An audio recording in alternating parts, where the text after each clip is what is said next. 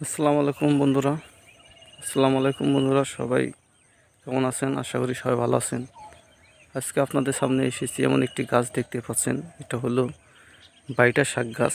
বাইটা শাক গাছ যে এত বড় হয় আমি এর আগে কোনো দিন দেখি নাই। বন্ধুরা আপনারা আজকে দেখে নেন, কত বড় বিশাল একটি বাইটা গাছ দেখতে পাচ্ছেন বন্ধুরা, বিশাল একটি বাইটা। এটা কিন্তু সাধারণত একটি শাক গাছ। এই শাক গাছ এত বড় হয় এটা আসলে কল্পনার বাইরে, জীবনে ভাবতে পারি নাই। শাক গাছের গোড়া দেখেন, কত বিশাল বড় একটি গোড়া।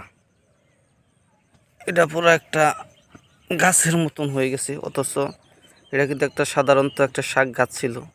এরকম অনেকগুলো গাছ দিয়ে এবং অনেকগুলো শাক দিয়ে কিন্তু শাক ভাজি করতে হয়, কিন্তু এখন বর্তমানে এমন একটি অবস্থা হয়েছে যে একটি গাছের একটি ডালের পাতা দিয়ে শাক ভাজি এবং খাওয়ার উপযোগিতা হয়ে থাকে। বন্ধুরা দেখতে পাচ্ছেন যে কত বড় একটি কত বড় একটি গাছ হয়েছে, এবং গোড়ার দিকে যে ডালগুলো হয়েছে দেখেন, ডালগুলো কত বড় বড় ডাল হয়েছে দেখেন।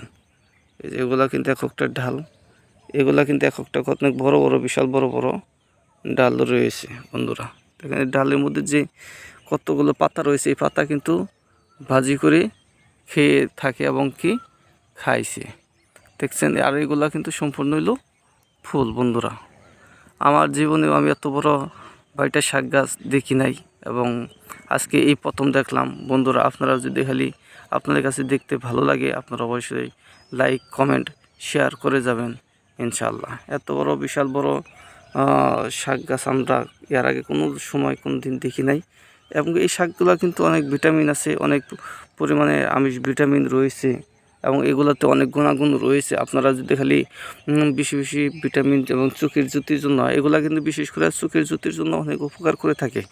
এই শাকগুলো চোখের জ্যোতির জন্য অনেক উপকার করে থাকে, এবং যাদের শরীর কষা টয়লেট করতে যায় সহজে ক্লিয়ার হয় না, এই শাকগুলো যদি নিয়মিত ভাজি করে রান্না করে খেতে পারে ইনশাল্লাহ, আর শরীরে কিন্তু সমস্ত ধরনের কষা দূর হয়ে যাবে। বন্ধুরা দেখতে পাচ্ছেন এত বড় বিশাল একটি গাছ কিন্তু এর আগে কোনদিন জীবনে দেখে নাই।